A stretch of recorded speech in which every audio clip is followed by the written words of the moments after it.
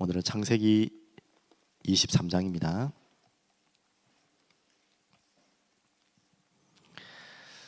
어느 부분을 읽어야 될지 제가 고민하다가 앞부분만 읽도록 하겠습니다. 23장 1절부터 우리 4절까지만 읽겠습니다. 같이 읽겠습니다. 사라가 120세를 살았으니 이것이 곧 사라가 누린 햇수라. 사라가 가나안 땅 헤브론 곧 기럇 아르바에서 죽음에 아브라함이 들어가서 사라를 위하여 슬퍼하며 애통하다가 그 시신 앞에서 일어나 나가서 헷 족속에게 말하여 이르되 나는 당신들 중에 나그네요 거류하는 자이니 당신들 중에서 내게 매장할 소유지를 주어 내게 나의 죽은 자를 내 앞에서 내어다가 장사하게 하시오. 아멘. 살아계신 주님, 오늘도 주님의 말씀 앞에, 주님의 은혜 앞에, 주님의 능력 속에 하루를 살아가게 하시고 이 말씀이 살아있는 하나님의 말씀을 우리의 모든 현장에 증거할 수밖에 없는 증인으로 서게 하여 주시옵소서. 특히 오늘 우리 렘넌트 부모 교사분들을 위해 기도하는 중요한 이 새벽에 모든 렘넌트들이 하나님의 말씀으로 새롭게 살아날 수 있도록 주님 은혜를 베풀어 주시옵소서. 예수 그리스도 이름으로 감사하며 기도드립니다. 아멘. 오늘 이제 사라가 죽음을 맞이하는 그런 장면입니다. 좀 제목이 거창한데요.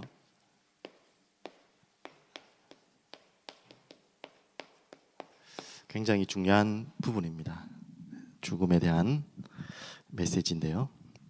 우리는 그것 또한도 언약이죠. 믿는 자에게는 그렇습니다. 22장이 너무 중요한 응답을 확인하는 그 시간 이후에 또 사라의 죽음이 있는데요. 여호와의 일에 하나님을 너무나 세밀하게 좀 혹독할 만큼 하나님의 시험 속에서 더욱더 확인하는 시간이었습니다. 자기 아들 100살에 놓은 독자 이삭을 바치라고 하는, 번제로 바치라고 하나님의 뭐였죠? 유혹이 아니라 테스트. 테스트는 아시다시피 더욱더 믿음으로, 더욱더 하나님을 신뢰하고 의지하도록 하게 하는 훈련의 시간표죠. 그리고 나를 확인하는 시간이고. 그래서 하나님 이미 이삭을 바치고 난 다음에 수량을 준비했었겠습니까? 뭐 그렇게도 하나님 하실 수 있겠지만 이미 준비해 놓으셨을 거예요. 수량을 다 덤불에 준비해 놓고 안 보였겠지만, 그리고 이삭을 바치는 그런 장면이 나왔습니다. 우리는요 이 말씀을 통해서 어제 받은 것처럼 아브라함이 이삭을 바친 것 같습니까? 맞죠? 네, 아브라함은 자신을 바친 거예요. 이삭 또한 충분히 반항하고 또 도망갈 수도 있는 상황이었는데 젊은 나이에 그대로 그 아버지의 결박에 종들도 없는데 아버지 혼자서 어떻게 결박을 합니까? 자기가 마음만 먹으면 도망갈 수 있지. 그대로 순종했다는 것은 이삭도 이삭 자신을 바친 거예요. 결국 로마서 12장 1, 2절 말씀이 이 말씀 아니겠습니까? 나를 거룩한 산 제물로 하나님께 드릴 영적 예배라. 우리의 예배가 날마다 그렇게 되는 것입니다. 우리가 우리의 자신을 날마다 모든 삶에서 그리스도께로 모든 것을 다 맡기고 내어놓는 것이죠. 그래서 그게 바로 하나님이 원하시는 진정한 믿음입니다. 그래서 여러분 바탕을 하는 믿음의 의미가 완전히 기대는 거예요. 완전히 하나님께 다 맡기고 기대는 것입니다. 오늘 그 여호와의 일에, 하나님의 모든 것을 준비하신 여호와 이레를 찾으시는 또 하루 되시길 바라고요. 그래서 두 번째는요, 하나님이 그 여호와 이레 가운데 주신 모든 인생이 다 여호와 이레에 하나님을 확인하는 인생이 되겠죠. 우리는 그 중에 중요한 부분이 이제 대적을 성문을 차지하겠다라는 부분인데 어제 시간이 짧아서 깊이 설명을 못했는데 우리 성경에는 이렇게 나와 있지만 제가 이런저런 다른 성경 번역들을 보니까 가장 이해하기 쉽게 쓴 성경이, 이게 맞다는 건 할 수 없지만 공동 번역인데 저희들은 공동 번역 쓰지 않잖아요. 이렇게 나와 있습니다. 원수의 성문을 부수고 그 성을 점령할 것이다. 가장 쉽게 설명해 놨어요. 이 말이거든요. 성문이라는 부분들은 여러분들이 성경 읽어보면 굉장히 많이 나오는데 그 성문이 바로 어떤 장소였냐면 장사를 하는 장소기도 하고요. 또 당연히 적들을 지키는 장소를 말할 것도 없고 그곳에 파수꾼이 세워지고 망대가 세워지는 것은 당연한 것이고요. 그 성문에서 여러 사람들을 가르치고 또 많은 사람들의 메시지를 선포하는 것도 성문이었습니다. 참 굉장한 장소죠. 그런 플랫폼의 장소가 과거에서는 성문이었습니다. 성문을 부수다는 말은 그 성을 정복했다는 말이에요. 그 성을 정복했다는 것은 그 나라를 정복했다는 거예요. 그 성에. 그 말이 무슨 말이겠어요? 원수의 성문을 부수고 그 성을 점령하시다는 말은 다 아시죠? 이제 바로 그리스도께서 참된 왕으로 오셔서 이제 사단의 나라, 세상의 나라를 이제 사단의 나라를 완전히 몰아내고 참된 하나님의 나라를 이루겠다라는 말씀이죠. 거기에 너를 쓰겠다는 거 아닙니까? 너의 그 인생을, 너의 가문을 하나님의 나라 파수꾼 이런 의미죠. 어마어마한 의미였습니다. 다 아시겠지만 자 이제 이 언약 붙잡고 우리가 그 성문의 의미가 우리가 지금 계속 듣고 있는 메시지 있죠. 플랫폼의 현장이 바로 성문이고요. 그곳에 파수망대를 세우는 것이 성문이었고요. 그곳이 또 계속해서 본부와 연결이 되겠죠. 안테나 같은 역할. 그게 바로 성문의 역할이에요. 그 성문을 차지한다는 건 다 차지한다는 거예요. 성문을 지배했다는 거는요. 그걸 다 우리 걸로 만들었다. 그 하나님의 나라의 성문을 지키는 여러분이 파수꾼이요. 그래서 우리를 하나님이 또 그 파수꾼의 기도를 지금 계속 말씀을 통해 주고 계신 것입니다. 그럼 오늘은 사라의 죽음인데요. 1절에 보시면 사라가 언제 죽었습니까? 127세. 그때 당시에는 그렇게 오래 산 편은 아니었죠. 다른 분들에 비해서는. 그런데 지금 성경에 뭐 저도 다 찾아보진 않았지만 유일하게 여자분들 중에 죽은 나이를 기록한 이름, 그 유일한 이름이 사라라고 합니다. 다른 분들은 뭐 죽었다는 표현이 있지만 나이까지 안 적어놨거든요. 그만큼 참 중요한 인물이고 진짜 아이를 놓지도 못했던 우리야 뭐 그냥 글을 하나 본데 그 당시에는 죄송하지만 인간 취급도 못 받는 그런 시간표였어요. 근데 열국의 어머니로 메시아를 놓는 가문의 어머니로 하나님께서 선택하시고 부르셨죠. 그리고 2절, 3절을 보시면 이제 그 죽음 앞에 헤브론 땅 기럇 아르바에서 죽고요. 아브라함이 들어가서 사라를 위하여 슬퍼하며 애통하다가 이 표현이 히브리어로 더 보면 굉장한 슬픔을 가진 표현이라고 합니다. 슬픔도 그렇지만 애통해 하다. 그냥 우는 정도가 아니라 탄식을 하면서 통곡을 하면서 우는 그런 장면이죠. 우리에게 가장 가까운 죽음이 부모 자식을 잃는 슬픔을 가장 큰 스트레스라고 그러고 그 다음이 아내 남편을 잃는 슬픔이라고 합니다. 그 누구도 그 아내와 남편이 같이 죽을 수는 없잖아요. 특별한 사고가 있지 않은 이상에는 먼저 누군가는 먼저 하늘나라 갈 텐데 거기에 대한 슬픔이 어마어마한 거죠, 맞죠? 작년 또 재작년 계속해서 중요한 가족을 먼저 하늘에 보낸 그런 일들이 많이 계셨는데요. 오늘 이 말씀을 통해서 또 혹시 치유되지 못한 부분들이 있다면 좀 확인하고 응답을 찾는 그런 시간 되면 좋겠습니다. 그런데 3절을 보시면 그 시신 앞에서 일어나 그랬죠. 일어나. 우리의 표현으로 일어나라는 표현밖에 못하지만 여러분 그 표현 아시죠? 예수님께서 죽은 자를 살린 그때 달라디쿰 그러잖아요. 그 쿰의 의미가 일어나라. 죽은 자가 일어난 것처럼 일어나라는 의미는 그냥 이제는 일어났다는 의미가 아니라 언약적인 의미의 확정이라는 말이거든요. 내가 이 슬픔의 눈물로 계속 내가 여기에 멈춰있지 않겠다. 다시 확정하겠다. 내 마음이 확정되고 싸우니 그런 말씀 있죠. 그런 의미의 히브리어에서 일어나라는 의미입니다. 다시 일어나겠다는 말이에요. 언약 붙잡고 새롭게 하겠다. 그러면서 해쪽 속에 말하여 이제 매장할 소유지 그때는 다 굴에다가 매장을 했기 때문에 다는 아니겠죠. 어느 정도 재산이 있어야겠죠. 이 굴에다가 이제 매장을 하는 매장지를 찾는 장면들 가운데 오늘 나왔던 말씀입니다. 그 가운데 4절을 보시면 우리가 죽음에 대한 중요한 메시지 누구나 갖고 있어야 될 메시지죠. 나는 당신들 중에 나그네요. 죽음하고 연결돼서 아브라함이 하는 말이 아니지만 우리의 인생이 이거 아닙니까? 나그네요. 거류하는 자이니 당신들 중에서 내게 매장할 소유지를 주어 내가 나의 죽은 자를 내 앞에서 내어다가 장사하게 하시오. 우리는 나그네고 거류자다. 우리는 이 인생이 바로 이런 인생입니다. 절대 어떤 사람도 이 땅에 영원히 남아있을 사람은 없죠. 그렇다면 이 죽음에 대한 이 땅의 인생은 구원의 기회의 마지막 인생이고요.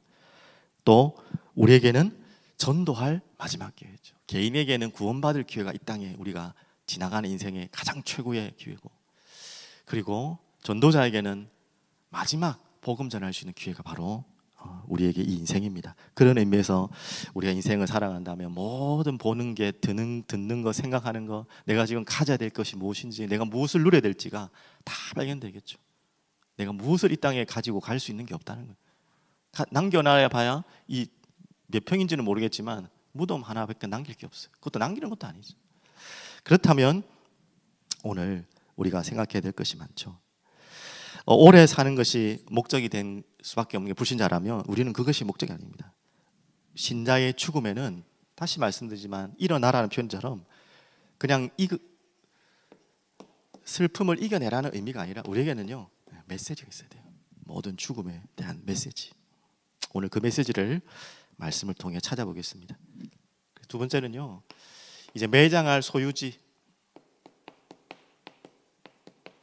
여기에 굉장한 언약이 오늘 담겨 있는데요. 막벨라 굴이죠.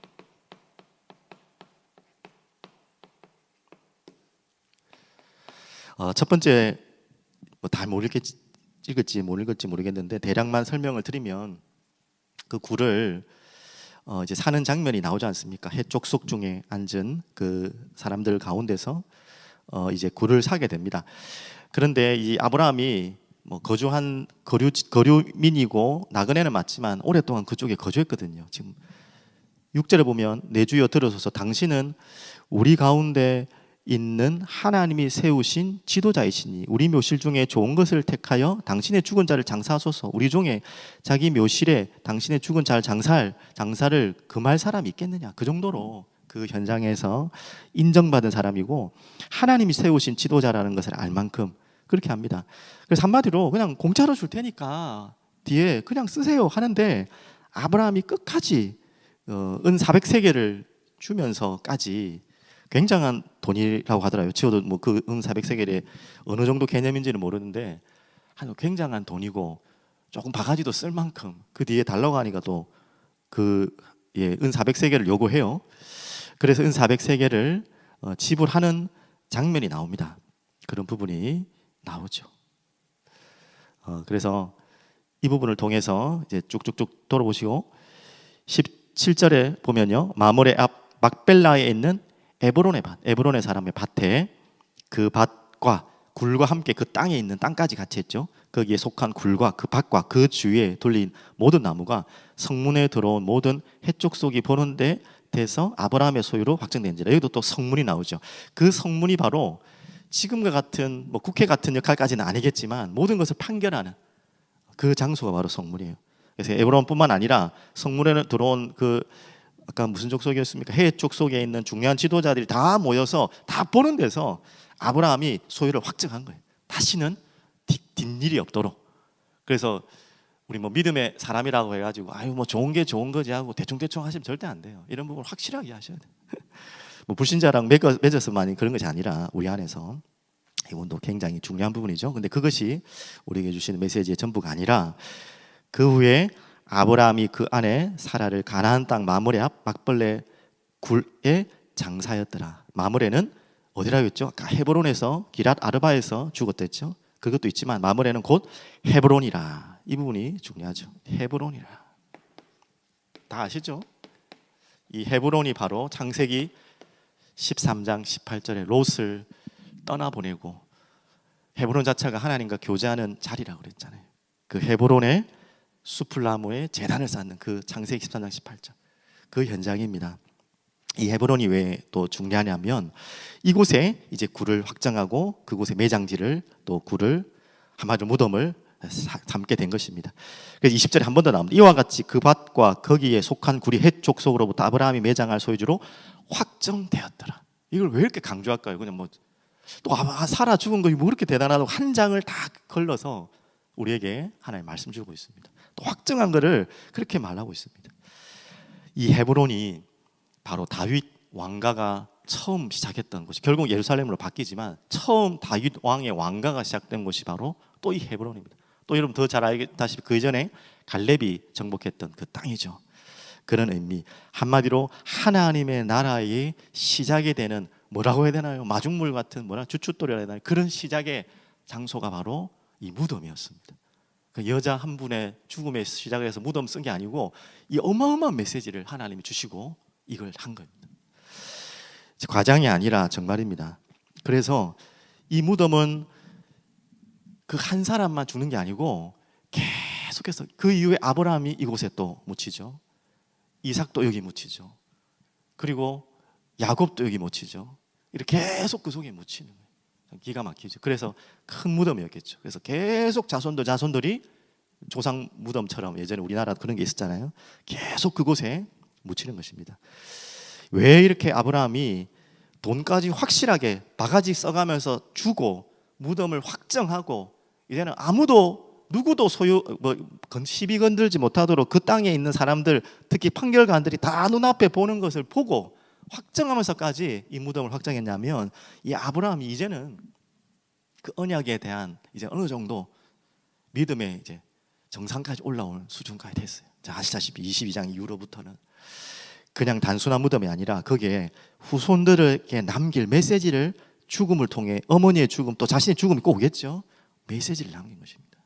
그 굴과 그 땅이, 아까 말씀드렸죠. 하나님의 나라가 이곳에서 시작될 것이다 라는 메시지입니다. 또 조금 더 말씀드리면 아브라함에게는 하나님 이미 창세기 15장 13절 16절에서 말씀 주셨잖아요. 너희의 후손 4대가 계곡으로 끌려가서 다시 그런데 돌아올 것이다. 큰 민족을 이루고 돌아올 것이다는 이미 메시지를 알고 있어요. 그래서 아브라함에게는 분명히 자신들의 후손들이 이 가나안 땅을 떠날 것을 알고 있었어요. 4대라는 건 작은 시간이 아니잖아요. 400년이 작은 시간이 아니죠. 그 시간 동안에 자녀들이 안 돌아올 수 없도록 무덤을 또 쓴 것도 맞습니다. 돌아갔다 안 올 수 있잖아요. 다른 곳으로 가 다시 가나안 땅으로 안 들어오면 안 되잖아요. 이 가나안이라는 그냥 완전히 그 후대들한테 그 속에다가, 영혼 속에다가 완전히 심어줄 수 있는 메시지로 자신의 가장 사랑하는 아내의 죽음과 또 이후에 있을 자기의 죽음에 대한 메시지가 바로 이 무덤 안에 있는 것입니다. 반드시 이 가나안 땅으로 돌아야 된다. 돌아오지 않으면 안 된다. 이 언약이 계속 후손과 후손들에게 전달되는 메시지가 바로 이 무덤의 메시지, 죽음의 메시지입니다. 우리 오늘 후대들에게 전달해야 될 중요한 또 새벽기도 아닙니까?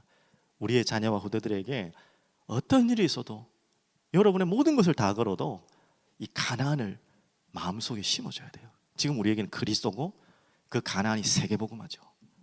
이 그리스도와 세계복음화를 이 아이들 영혼 속에 영원히 심어줘야 됩니다. 그래서 한번 좀 저도 이 부분을 보면서 정말 그랬나 싶어서 다 찾아봤거든요. 35장, 자, 찾아본 부분만 말씀드릴게요. 35장 29절 쭉쭉 넘어보시면, 오늘 새벽에는 여러분 뭐 졸리다가 지금 화면 보시는 분도 있을 텐데 성경 없으시면 맹탕입니다. 분명히 성경 들고 앉아 계십시오. 35장 29절에 보십시오. 제가 찾은 곳이 맞나요? 이삭이 나이가 많고 늙어 기운이 다하여 죽음에 자기 열조에게로 돌아가니 그의 아들 에서와 야곱이 그를 장사하였더라. 이 바로 열조에게 돌아갔다는 그 모든 부분들이 바로 조상에게 돌아갔다는 말이 실제로 그 조상들이 묻혀있는 무덤으로 갔다는 의미고요. 49장 29절 보실까요? 뒤에 49장 29절. 49장. 당연히 리브가도 그렇게 묻히게 됩니다. 49장 29절도 보십시오. 이거는 이제 야곱의 죽음 전의 유언이죠. 그가 그들에게 명하이르되 내가 내 조상들에게로 돌아가니니 나를 헷 사람 에브론의 밭에 있는, 지금 오늘 말했던 그입니다. 그 굴에 우리 선조와 함께 장사하라. 이걸 그렇게 유언으로 해놨습니다. 아무데나 매장해도 되잖아요. 솔직히 땅은 뭐 얼마나 많이 가지고 있는 부자들인데 그곳에 꼭 묻어라. 이거는 단순한 무슨 습관, 그 민족의 뭐 전통이기도 하겠지만 그 정도가 아니에요. 이 메시지입니다. 그 제가 궁금했던 게, 이 아브라함과 시간 많이 갔지만 사라는 알잖아요. 그리고 이삭과 리브가는 너무 잘 알잖아요. 야곱은 과연 그 안에 누구를 같이 묻었을까? 그 엉뚱한 질문이 들더라고요. 야곱은 누구를 더 사랑했죠? 레아입니까? 라헬입니까? 라헬이잖아요. 라헬을 그렇게 얻으려고 삼촌 집에서 극극 생고생을 당하다가 그 속아가지고 레아랑 결혼했잖아요. 그런데 참 웃긴 거는, 웃기다기보다는 표현하셨지만 31절에 보면요, 아브라함과 그의 아내 사라가 거기 장사되었고, 아시죠? 이삭과 그의, 여기 나와 있네요, 아내 리브가도 거기 장사되었으며 나도 라헬일 줄 알았는데요, 레아를 그 옷에 장사였노라. 라헬은 그 전에 죽습니다. 당연히 요셉 베냐민을 죽잖아요. 근데 그곳에서 그냥 다른 곳에 매장합니다. 제가 이걸 생각하면서, 야, 그래도 본처가 좋다는 게 아니고 결국 우리는 아브라함, 이삭, 야곱, 요셉이라고 생각하잖아요. 아니잖아요. 아브라함, 이삭, 야곱, 유다입니다. 요셉의 가문에서 예수님이 나오신 게 아닙니다. 아무리 밉더라도, 별로 더 안 좋아하더라도 결국 언약의 그 비밀을 선택한 거 아닌가. 뭐 제 해석인지는 모르겠지만 하여튼 그 구레는 라헬을 묻지 않습니다. 레아를 묻습니다. 본처가 더 좋다는 말이 아니라 어떻게 하든지 언약. 자기의 감정이 있었겠지만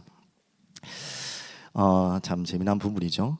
그리고 또 다른 부분들을 보시면 50장 25절에 보면 이 언약이 얼만큼 후대들에게 전달됐냐면 50장 25절, 요셉이 또 이스라엘의 자손에게 맹세하여 이르기를 하나님이 반드시 당신들을 돌보시리니 당신들은 여기서 내 해골을 메고 올라가 가겠다 하라 하였더라. 해골을 메고 올라가라. 어디로 가라는 거죠? 다시 반드시 돌아가야 된다. 그 언약이 언제 성취되느냐? 출애굽기 13장 19절, 그 요셉의 해골을 들고 모세가 가나안 땅으로 들어오게 됩니다. 진짜, 야, 이 진짜 우리는 이미 다 알고 있는 이야기겠지만 얼마나 감격적인 이야기입니까? 이 무덤을 그냥 쓴 게 아니란 말이에요. 후손과 후손을 통해 대대로 이 가나안 땅을 완전히 그냥 절대 잊을 수 없는 자기의 죽음의 마지막까지도 메시지를 남기는 것이 바로 이 장면입니다. 그래서 오늘 결론으로,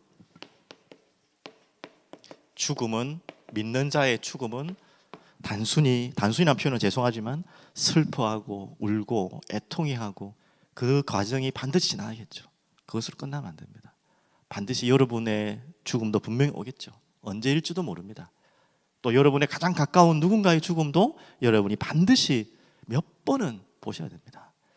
그때마다 슬퍼하고 애통해하고 또 거기에 넘어져서 여러분의 인생이 무너지는 것이 아니라 일어나서, 이제 이 아브라함 일어나서에 대한 이제 의미를 아시겠죠?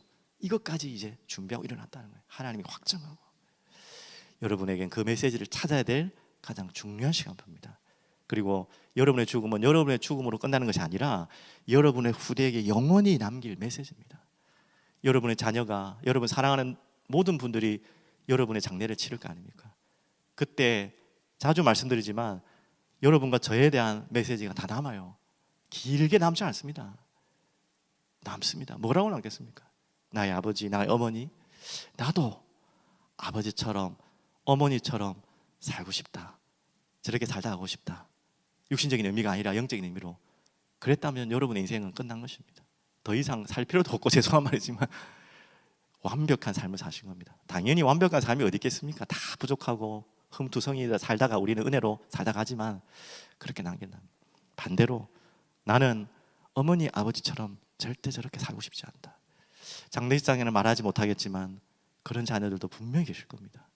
좀 답답한 마음이죠. 좀 여러 가지 참 많은 생각들이 되는데, 오늘 여러분들이 여기에 대한 중요한 좀 묵상을 하시고, 여러분과 저에게 남은 인생을 어떻게 대단하게 열심히 살자는 게 아니라 어떻게 우리가 언약을 품고 언약을 전달할 것인지, 오늘 이 부분을 마음에 담으시고, 다시 말씀드립니다. 우리에게는 그리스도, 하나님의 나라, 이 두 가지의 언약이 우리의 후대와 후대에게 전달되어지는 중요한 시간표 되길 바랍니다. 내일은 그 언약이 또 전달되어지는 과정 속에 있는 리브가를 만나는, 미리 지금 준비해놨지만 가장, 제가 읽을 땐 창세기에서만 그런지 모르겠지만 창세기에서 가장 긴장을요, 리브가 만나는 장면에 그래 나와요. 어제 메시지 준비했는데 뭐 이렇게 기노했는데 너무 중요해. 언약의 가문을 이렇게 이룬다는 것이 이렇게 하나님께 중요한 것이었구나. 내일 우리 대청 랩런트들 반드시 좀 들으셔야 되는데 하여튼 어찌 될지 모르겠습니다. 같이